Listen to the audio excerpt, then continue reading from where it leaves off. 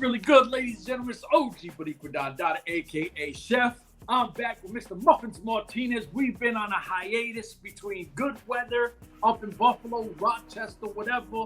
I've been on trips and handling ish and graduations and all types of crazies. Salute to the New York Knicks. Salute to the Carolina Hurricanes. Listen, 53 years for the Knicks. They got it done. The Carolina Hurricanes in 2006. This is their second championship. Salute to both, professional sports that actually won their chips. Fuck Vegas. Fuck the Spurs and Wemby. Soft-ass biatch. So, and he's a dirty player. But this is a wrestling podcast. I know he's excited. Yes. I don't know what the two topics are. I know MLW is the third topic. Yes. That's the only one. I'm not even going to hold you that I give a shit about. All right. So first off, I want to say happy graduation to Alex. He graduated from high school. Yep. The next chapter in his life is about to start. To tell the little homie to take it slow. A day at a time. Enjoy your life. Take lots of pictures. Take lots of memory pics. Memory pictures, yup. That's so important with memory pics. Forget the 4K, HD, 8K. Put it in here.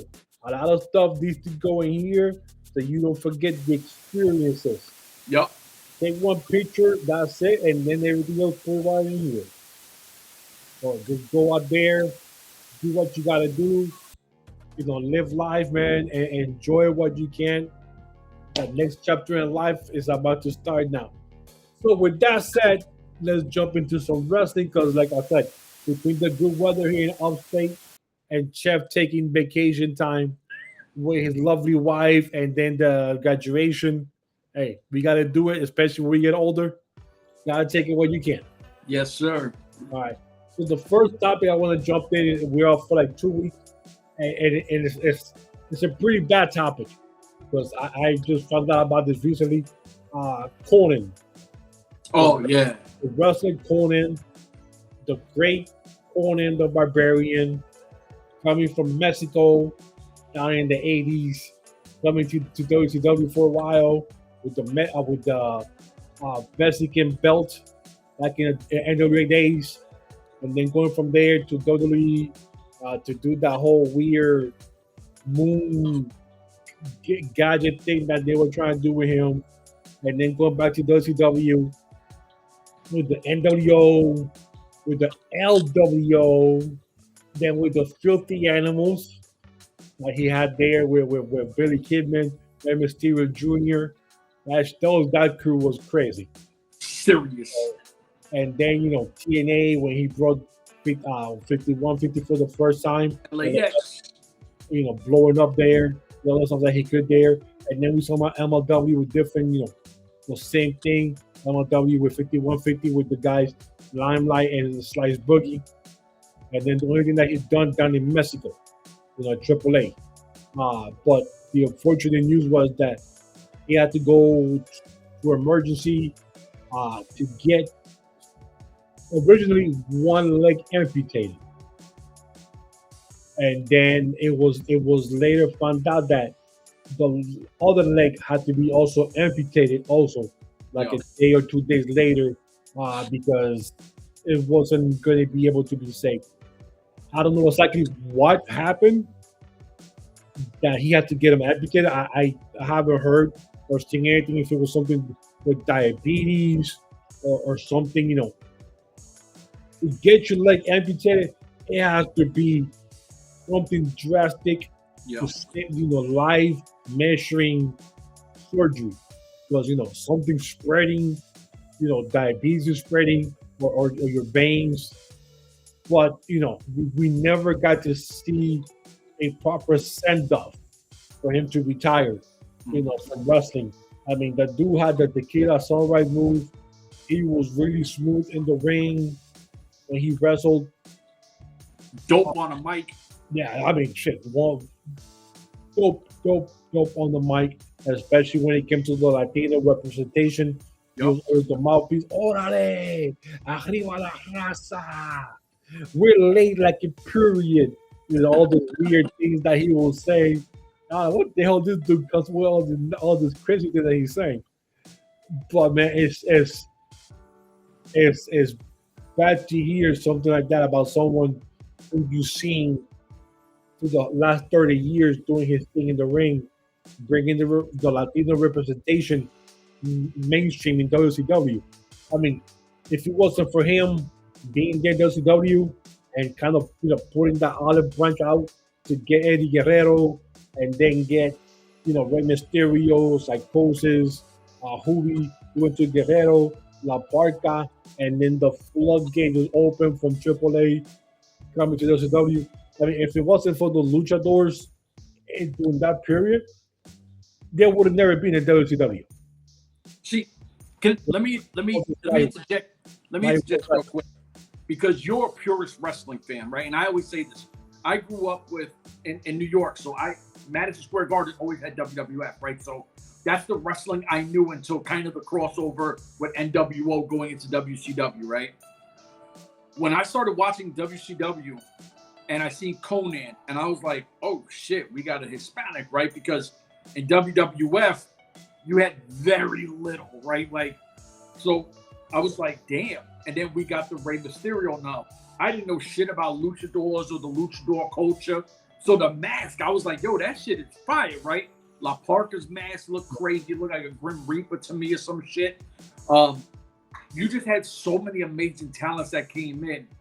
And with him kind of being the gatekeeper, right? Like, where I'm going to open the door, but instead of doing what a lot of people do and try to keep that door a little closed so a lot of people can't come in because I want to look like the man, he kicked that door open and held it open so all the rest of his people can come in with him. So I always had a lot of respect for him. Got to meet him. Super cool guy. I know you've met him in Impact Wrestling as well.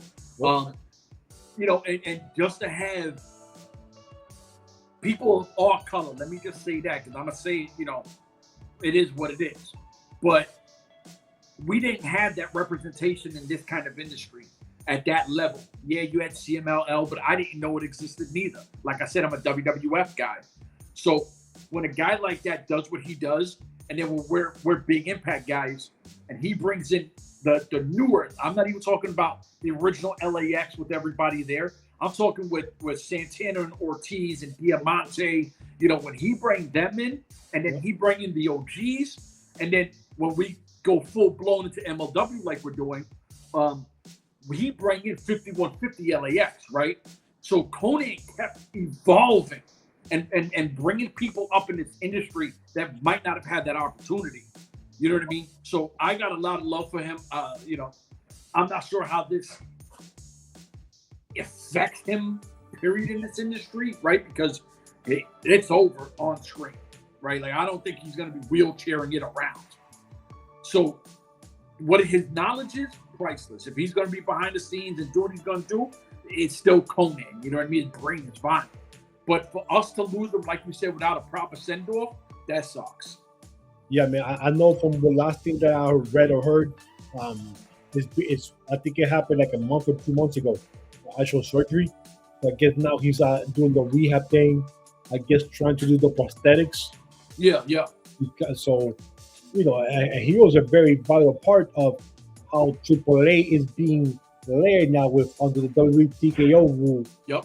Undertaker being in charge, and then you have JDL, you have him being on the mic, So he was always there, and every time WWE, TNA, MLW, where they needed that Latino representation, Conan was the guy that came in, and you go, oh shit, they got Conan to do this, stuff like that. So, it's kind of sucks that we never get to see him again.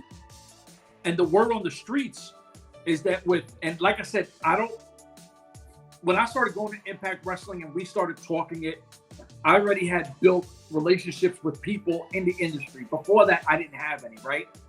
From what I was told, is he handpicked Diamante, Ortiz, and Santana. Those are people that he wanted, right? It's not like Impact said, oh, we got these 3 cats. Do you want to bring them in? When they approached him with we'd like to bring LAX back, the whole thing was, I got talents right now that want to come in. with 5150 and MLW, I heard it was the same thing.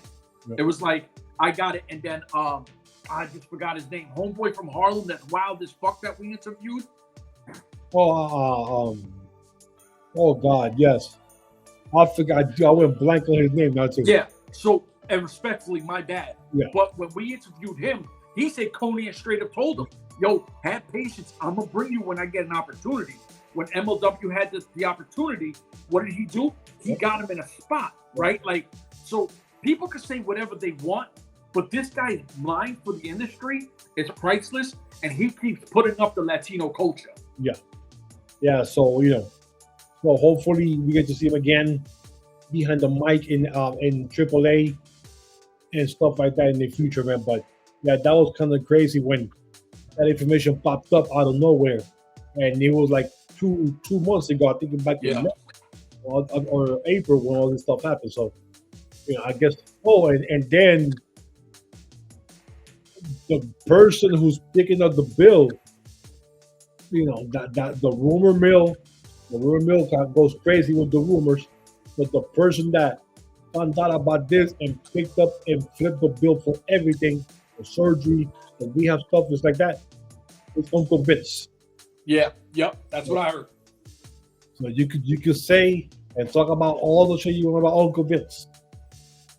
He's this, he's that, whatever, But when somebody, I don't know how he heard about it, if they reached out to him or whatever, but he took care of everything, and he's still taking care of everything. So, but you know what? That's one thing that I'll say about Vince that I've heard, that if Vince believed in you and you were a Vince guy, not a kiss my ass club goofy shit, where if you were always on the good with him, he took care of you long term. There's a lot of wrestlers that said, "Oh man, even way after WWE surgery or I fell behind on some bills," and Vince kind of, Yeah, the rehab stuff. Yep. Drugs and stuff like that. But man, I mean, when I heard about it, I said, "Wow." Yeah. I mean, because the Moon character was like 20-something years ago, and and for him to still have that, that type of connection to a wrestler. Yeah. I mean, that speaks a lot of value. But Godspeed to Conan on his recovery, and hope to hear his voice again in AAA.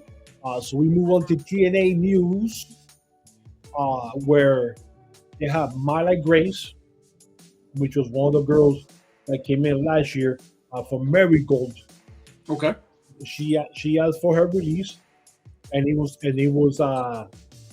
approved. It was granted. It was granted, and then Steve Macklin.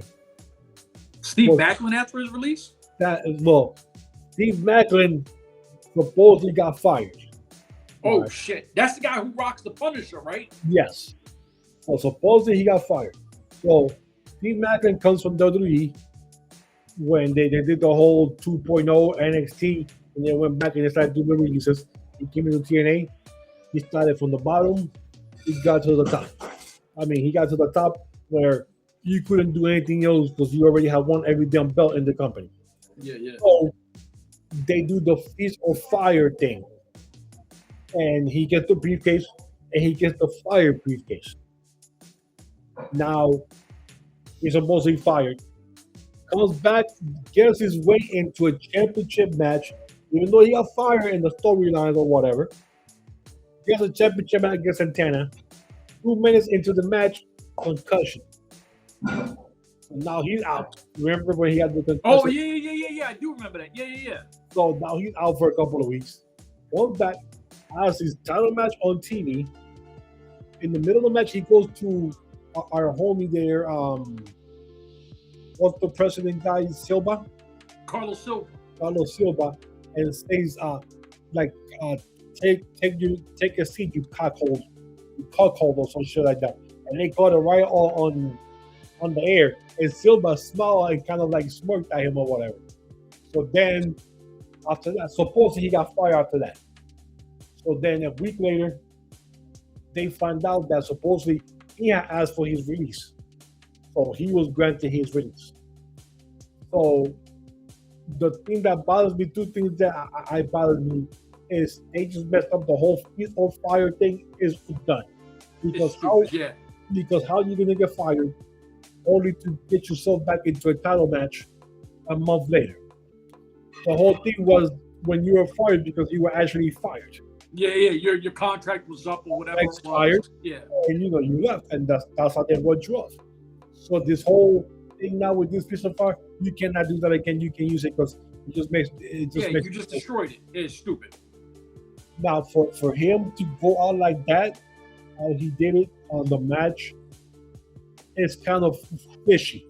Like all of a sudden you do all this, but then you go and ask for your release when you're the one who dropped the ball when you had your champ there on the pay-per-view, and 2 minutes in you get knocked out. So that part I really don't understand what happened. You went dark there for a second. You saw it? You're back now. You're back. You're back, Jeff. Now you're sideways. You're like this now. Now you're good. You hear me? Jeff, you hear me?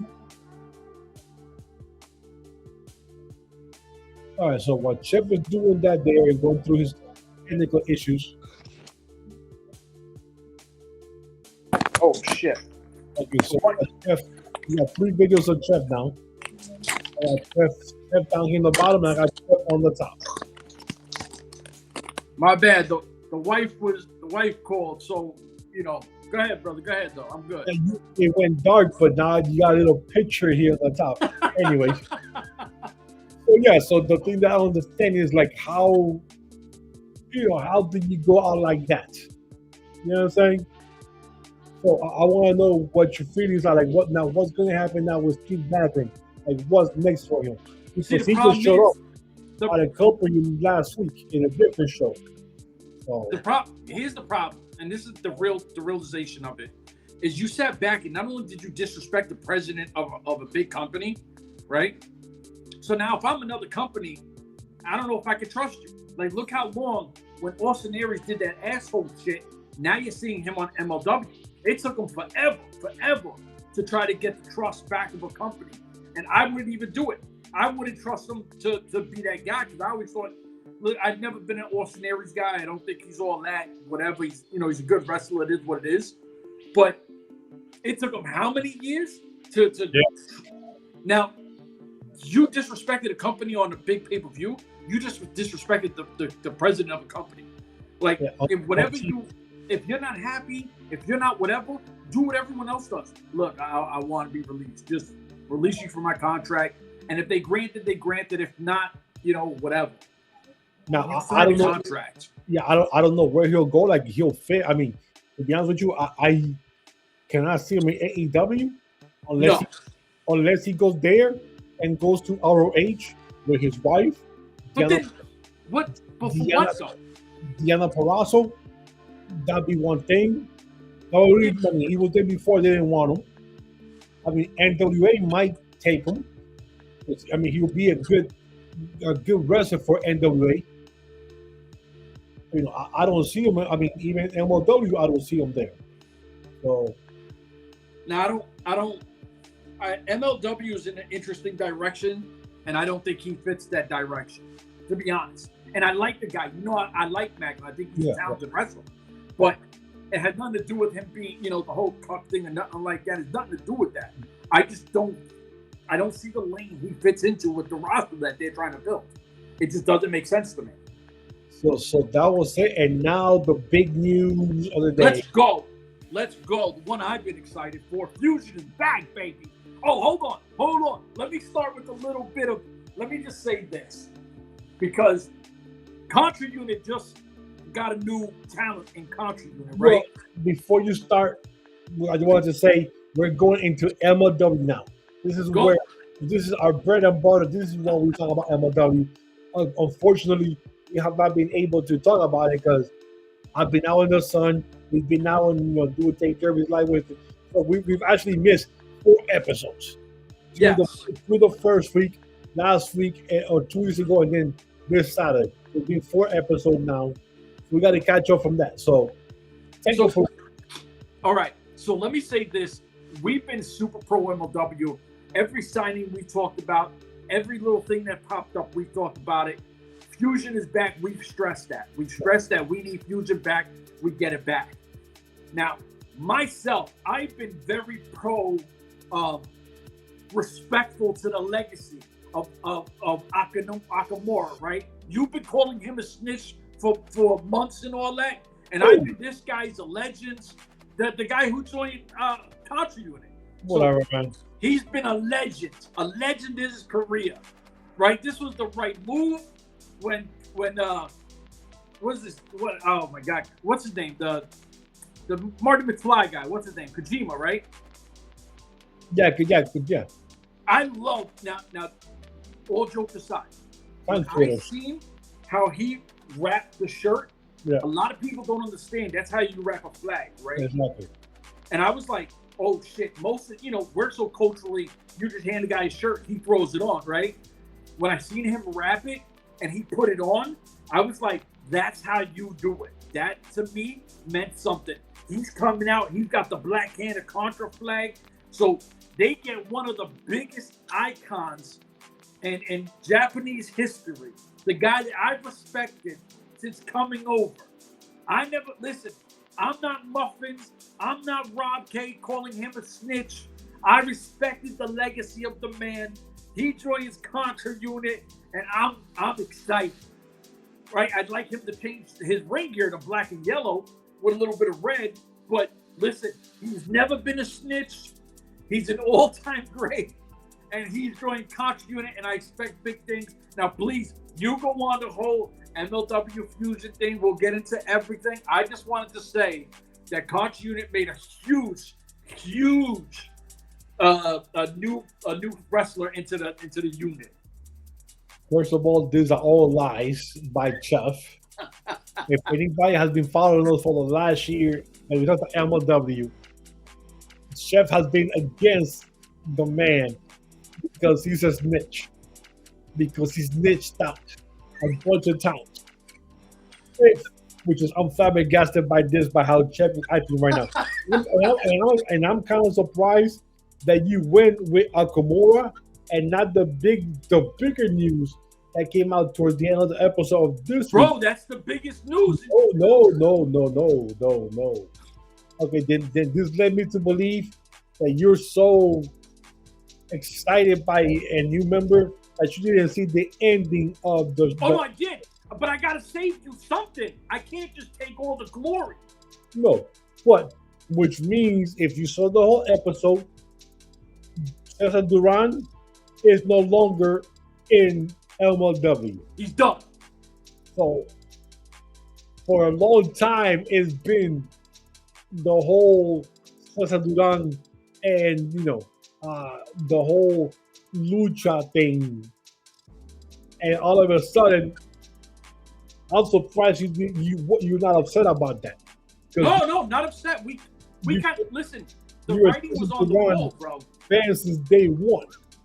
Hold on though. The writing was on the wall when we knew that Josef Samael. We had talked about this. Yes. When Josef Samael was coming back, there's no room for the two of them. There's not. So one had to go.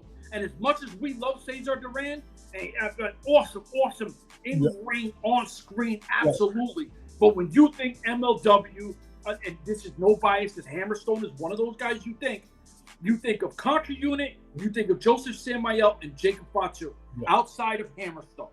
So when the greatest of all time comes back, one had to go. And listen, I had to throw the alley-oop to you. I can't take all the guts and glory. First of all, before we jump ahead, this is us and Chef and me knowing that Josef Samael is coming back. Yes. To the people that are still watching the show that are regular fans, he has not come back yet. But the writing on the wall is there, right? We see the messages. Chef is just jumping ahead to things that he knows. It's not doing a dirt sheet thing. If you pay attention, like, all right, hold on, wait. Let's go back to Matt Kruger and Ikuro Kwon. Yes. When the message is sent by somebody Who else would it be in Contra Unit? It's Josef Samael. But at that time, we wasn't sure if it was him. Well, we're not sure now, but we know it is. But see, we don't want to jump ahead. If I'm wrong, I'll eat crow. No. I'm telling you right now, the writing is on the wall. It says Josef Samael, the greatest of all time. You can't jump ahead and start just throwing names out there when it hasn't happened yet. So, what's the over-under? What's the over-under? There's no over-under. Everybody knows it's Josef Samael. Still, you have to wait till it actually happens. That he actually comes out. So I can't be excited? Yes, you can. But you just can't jump ahead. Okay. And the writing is hypothetically. Yes. Hypothetically. Let's just say when Josef Samael comes on screen, what do you think the beginning intro of the podcast is going to be? The Contra Unit thing? Right? I'm going to sit here and say the greatest thing just happened in wrestling of 2026, that the greatest of all time is back. Well, to get back to being serious with the thing, like Chef said, the writing is on the wall, but this just shows you now where MLW is going with now. So it looks like they're going away from the whole what I'm looking for, lucha god thing, with the magic, all that nonsense. So they're finally in some kind of direction where we're gonna get away from this, because as you've seen lately, there hasn't been that many CMLL guys on the shows anymore. If you see, and there's been a lot of signings that have not been CMLL, which I am happy for that. Yes, there's no hate. They've done a great job. Right? Yes. And there's a few I'd like to plug. One of them is Templario. He's a star. Because we know because we know the reason why. It hasn't happened yet, but we'll know why. But it's kind of good now they have some kind of vision, because CMLL kind of helped them afloat. Yes. For what, over a year? Oh yeah. So at least now we know there's some kind of direction of where they're taking MLW, and you see now they're building and putting wrestlers from here and not relying on Mexico. With now Chassis had the match 2 weeks ago against the Kaiju, and that was and I'll say this, because they came back the first week, they had 2 back-to-back women's wrestling matches, and they were long. There wasn't no short shit like taking up time. They were 2 long matches. The second week was when Chassis got her shit. What I'm looking for. She won the title, but she got her match for the championship. Yeah, and she won. Now that was a lengthy match. That was long. Yeah, that was a lengthy match. Then they had the match with Samara with the red hair. She's awesome. And against Paulina Cruz, which I was kind of surprised, because I love Cruz and she's a WWE product. And before she even got to hit NXT, they caught her off. Well, she's back in the Indies, and I hope that she sticks with MLW, because she's a good wrestler. And Samaya looks like she's gonna get built as a monster. Oh yeah, going forward, And this last week's episode, they didn't have any female matches, but every single match they had was long. And the stuff in the back looks better now than it did before. The camera angles, everything looks way better than it looked before. I want to ask you, wait, before you talk anything, what did you think because I just finished watching last week's episode on Sunday, I think I watched it. Yeah. What did you think of the background with like the temple things on the screens? Yes. I thought that shit was dope as shit. It is, but I think that was, I don't know if that was probably because that show was from, what the hell was that show from? Wasn't that show from New York? No, I don't think New York. The first week or the first in January. Dude, that was a long time ago. Yeah, no, I can't remember what it was. But whatever it was, because the episode from this week is from Chicago. Okay, yeah. I remember them saying Chicago. From Chicago, so which I'm happy. And the thing that pissed me off, why are they having Bishop go up against Matthew Justice again in a crazy one of those matches? Because I think that's Matthew Justice's lane now. I think that's where he's gonna make his name. But that was the match where you saw the barricade where he slipped and missed the table. Dude, how that dude still alive? Is beyond me. Because I'm like, holy shit. And then they showed the replays. I'm like, oh my God. This dude, that was brutal. He completely missed. And I'm like, oh, this dude, and he didn't break anything. That's what I'm saying. That was crazy. But I like and how they're moving Bishop into the forefront now. Yeah. We're big fans of him. Yes. The thing that scares me now is that they just had the 3 shows, the New York, the 2 Phillies back-to-back that just ended on Saturday. Every show was sold out. Yep. Every show was sold out. The one from New York, they said that was the biggest sellout they ever had for a wrestling show there. Wow. They had no room left, not even for a pin, because it was completely packed. And they said that from TNA to other small wrestlers, that was the biggest sellout they ever had at that place. Dang. The thing that scares me now is that that was the last show, and we're in June, so there's no shows for July, August, or September. The next 3 months they're gonna be on a break, but we're gonna be seeing all the episodes every week, though. Yeah, but the break might not be the break, because if that's the break, we still get content leading past that. Yes, exactly. We're gonna get content, but the thing that scares me is now what's gonna happen in the 3 months with the free time of these wrestlers. I'm scared that Killer Cross might get that bag and go somewhere else. And just to throw it out there, Bishop Dyer, which is one half of the tag team champions, wasn't at these tapings because supposedly there's 2 rumors. One, supposedly he was out doing a movie. Or the second rumor was WWE is calling again. TKO. That was the second rumor. And he was out meeting with people. And that's my fear now. So, all right, they have this break here. Let me play devil's advocate real quick. Let me start with Killer Cross. So, if you're Killer Cross, why would you think that anything different would happen in WWE that hasn't happened already twice? Well, AEW could be calling. For what, though? He'll come in there, he'll have a quick rub, and get sent down the Ring of Honor?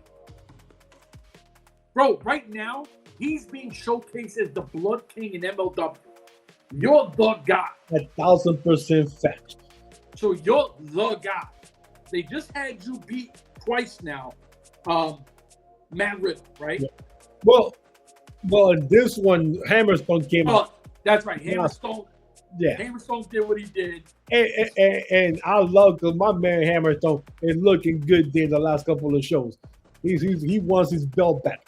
We say enough of this bullshit. Jacob Fatu's not here. Give me my belt back. I can handle it. So here's my thing. We have a legit when we had Hammerstone.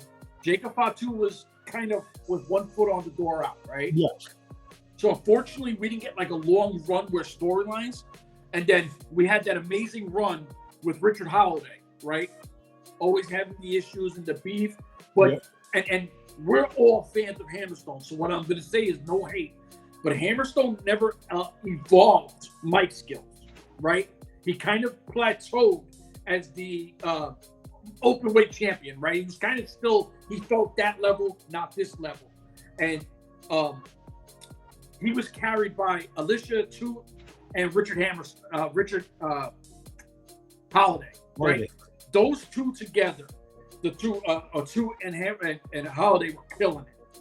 So he had a nice little run, and then he left, right? So you're like, all right, cool. But as much as I don't like Matt Riddle, great in ring, I just don't like the guy, and on the mic he's terrible. In ring he's fucking dope. Bro. And then bro. And then you have Alexander Hammerstone here now. You're like, holy shit, you got Killer Cross here now, right? There is so much top level talent in MLW. The two guys, the tag team, Bishop Dyer and Dijak. And Dijak, right? Those two guys could be headline guys for MLW as well. Yeah. They're starting to stack this roster, and you have so much talent in different avenues that, like, holy shit, every division is starting to evolve.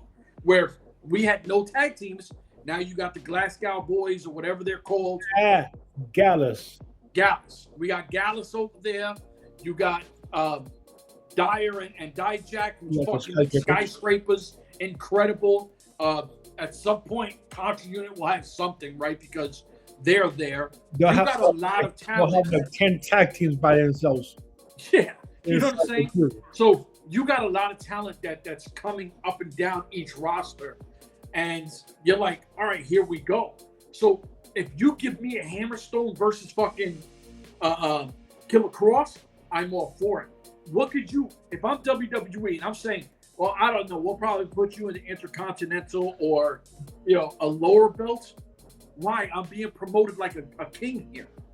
I understand the money you get is guaranteed and everything, but, at his age, branding and being a top guy to me is more important than falling in the back, kind of like a Camille, kind of like a Killer Cross when everybody kept forgetting the brother. Yeah. So at some point, you got to say, hey, this is what I love doing.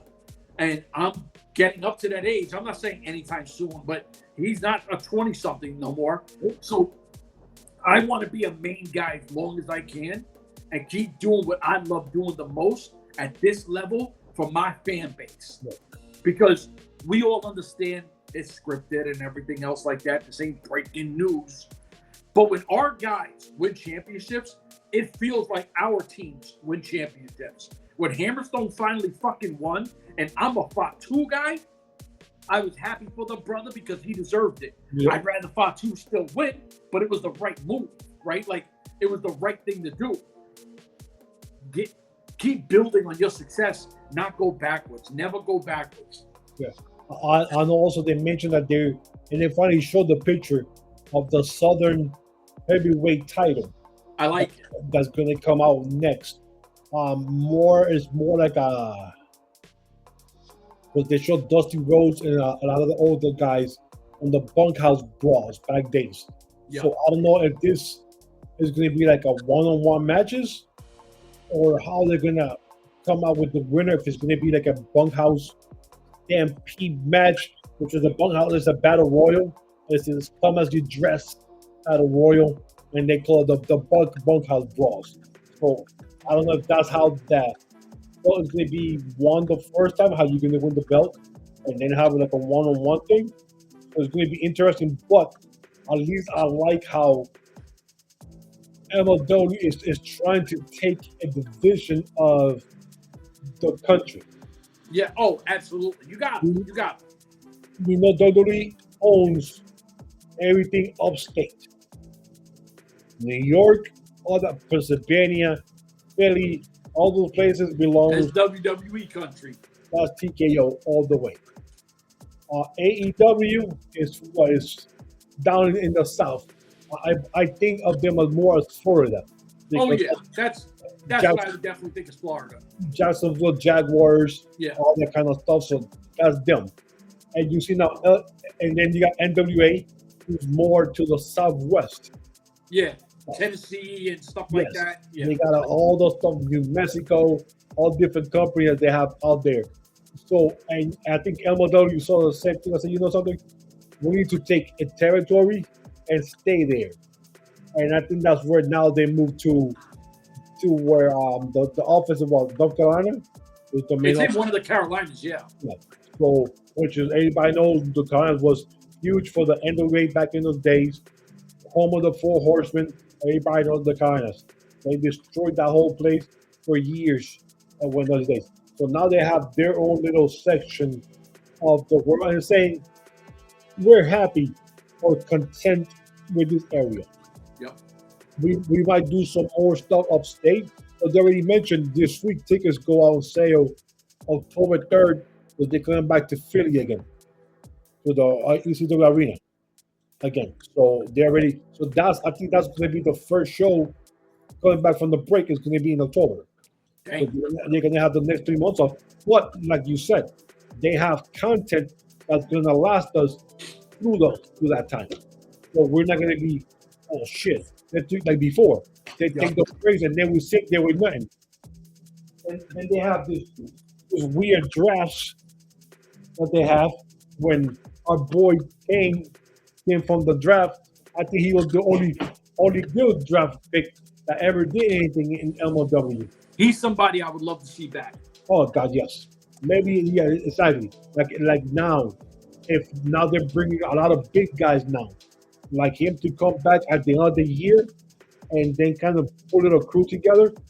Because I don't want to jump ahead, but these, if you are MLW fan or you're looking for something to enjoy, this is the time now to give MLW a chance because there's so many new people are coming in that are already signed.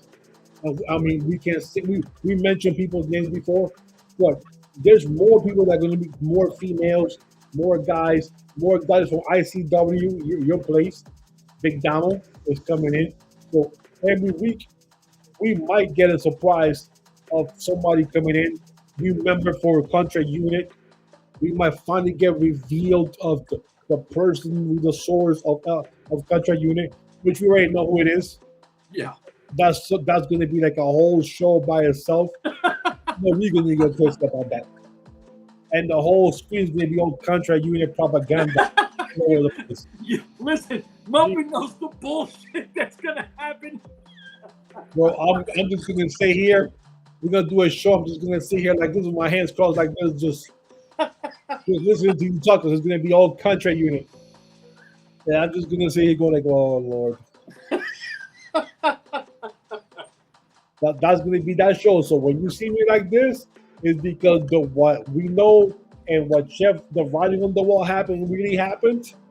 That day, I'm just going to sit here with a big head over my mouth. Just.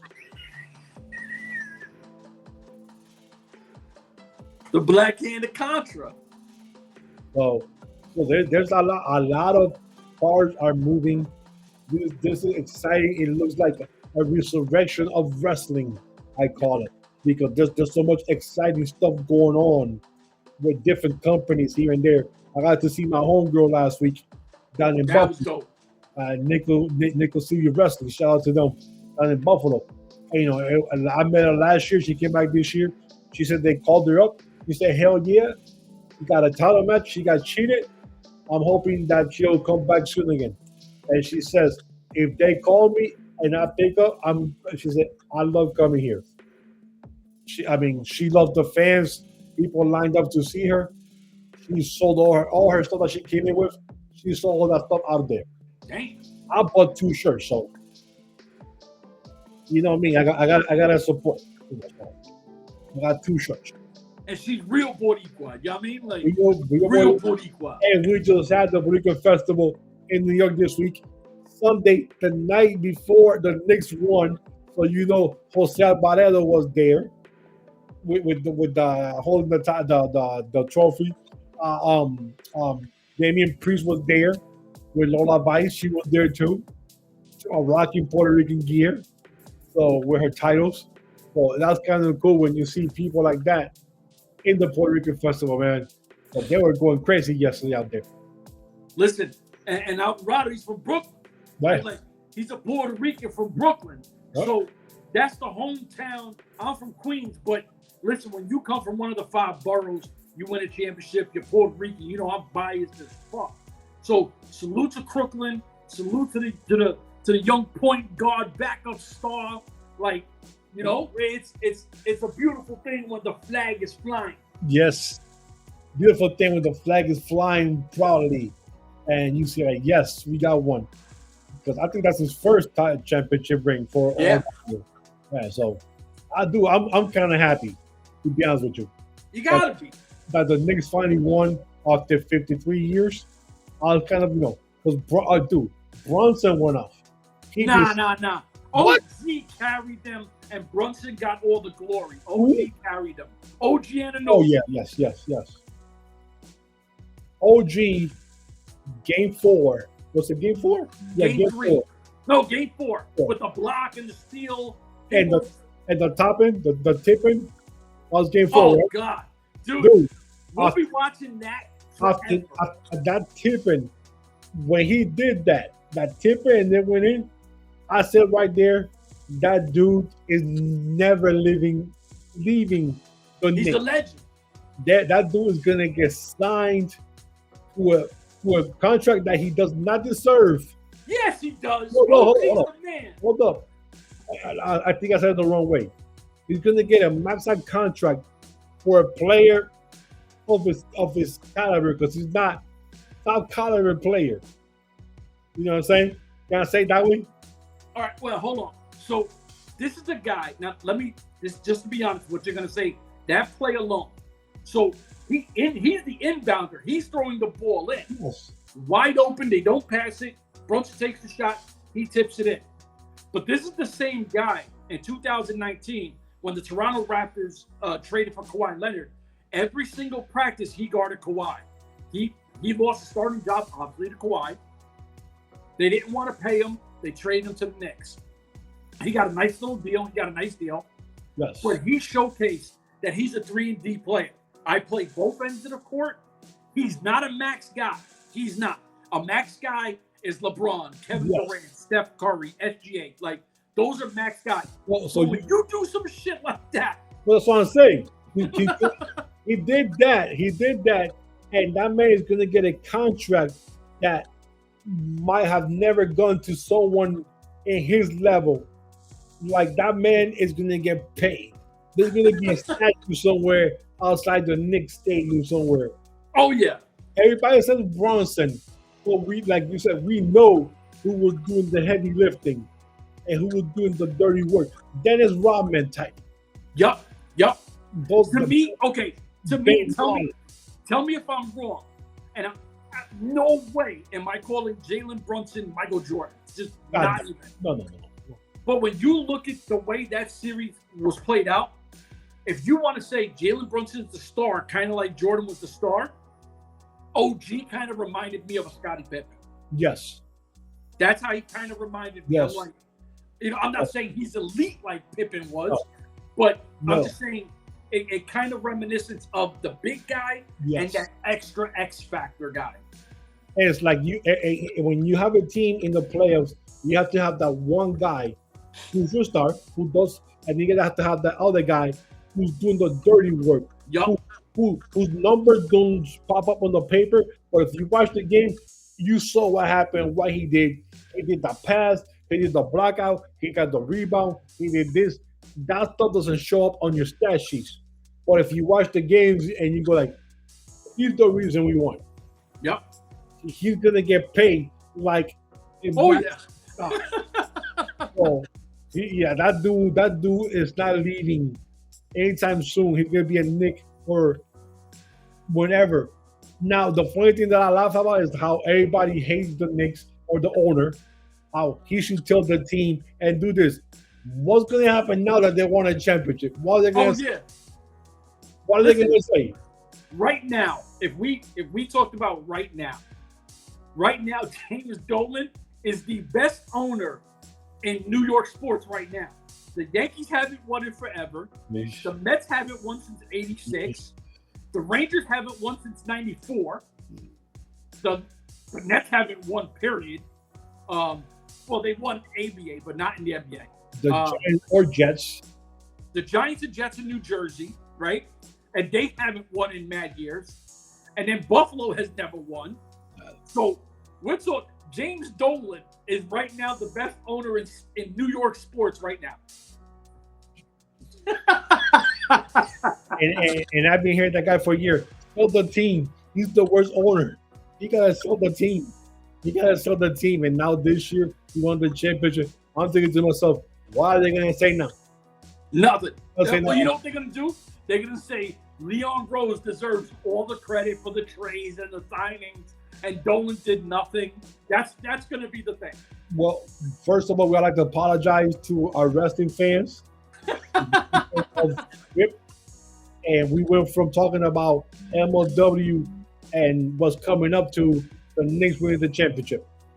So, listen, you get a little bit of everything with us. We gave you the Puerto Rican Day Parade. We gave you some Knicks. We gave you wrestling. Like, what else do you want, man? We give you everything, yo. Well, for a wrestling fan, a real wrestling fan like myself, give MLW a chance. You'll be surprised. Things have changed. The product is better and is getting better as they go. And you see what happened at this episode with I forgot his name now. The Mexican Dario. Dario Puerto, but Cesar Duran. Yes, sir. How they got now? I want to know what happened to Salina. Well, once he goes, they're all done. I know that, but is she still with the company working behind closed doors? Well, wasn't that a thing? I thought it was too, but I haven't heard much about anything about her since. I mean, she's a mom too. You know what I'm saying? Like, I think that it does. It's not like a dad, right? Like the dad can leave and do what he got to do, and the wife does what she does. You know, some dads stay home. I'm a stay-at-home dad. You know what I mean? But this is different. Like, I just haven't heard nobody mention anything that she's working behind closed doors or behind. I saw Joseph Samael, Paul Walter Hauser, you know, all the stuff that they're doing MLW, but you don't hear Salina's name. No. Especially in the Latino side of things, where she's been like the the face of it, kind of the face of bringing people in. So it'll be interesting what happens with her, though, man. To be honest with you. Yeah. Actually, I'm going to reach out to her and ask her, like, are you still there, or? I mean, she might not be able to tell you yes or no, though. I know that, but you know us Puerto Ricans, you know. Yeah. We like to know too much information, like, and we'll go straight to the source too, like. Exactly. And then like, are you a cop? Like, no, I'm not a cop. I'm just nosy as hell. I'm just nosy. I'm Puerto Rican, and damn it, if we start something, I need to finish it. I need to know what happened, how we got here. I need to know how we got here. And you know what's fucked up? And we ain't even got enough time to talk about it because we got to do these under an hour. Yeah. We never found out what happened with Mama de la Renta. Oh, damn, dude. Yeah, that's right. Dude, see that, but see, that's how bad MLW was back then. Yeah. There was so many damn stories, nobody knew what was going on. It was like all over the place. At least now this year, we know where they're at and where they're going. We know that they got the breakdown after a Saturday show, but they have the content to get us through the next 3-4 months while we're on break, where before they haven't done that. Now we have shows to talk about, and we won't sit here for 3 months going like, Chef, you heard anything? No. What happened? I don't know. You know what I'm saying? So for that, listen, I've been spoiler free this whole way. But hell no, I read all those spoilers. I read everything, and then when I watch it, oh shit, that's my look. Because I'll forget about them. I forget. Because we talk about stuff now that is not gonna come out till like September. You know what I'm saying? So from now till then, I'll forget. I'll forget what happens in 5 more minutes from here. I'll forget what happened 5 minutes ago. So my brother, take us out of here. Yeah, because like, subscribe, share, all that good shit. Like I said, I don't even know anymore. I know we were at 1.4 something thousand. Yeah. I just once we hit 1,000, I got super excited.